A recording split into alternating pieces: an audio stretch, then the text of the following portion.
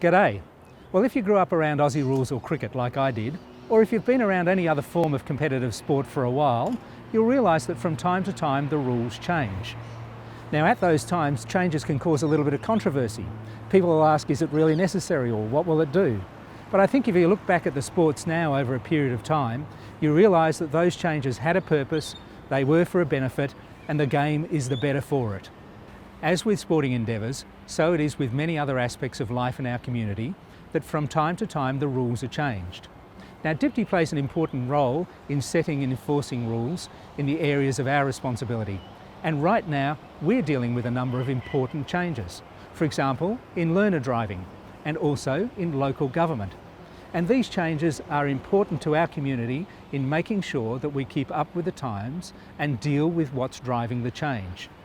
Now it's important when you address changes that you think carefully about what's driving that change, whether it's a change to technology, if people are approaching things differently today than how they used to, or if it's a change in community expectation.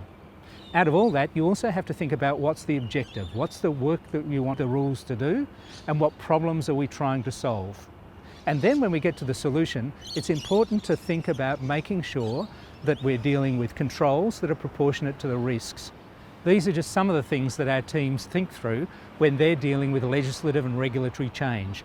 It requires sharp thinking, bold at times, and very detailed consideration. Most of their work happens behind the scenes, but this week I just want to call it out because they're dealing with important changes that will deliver long-term benefits to our community, and they're setting a fine example that we can all learn from.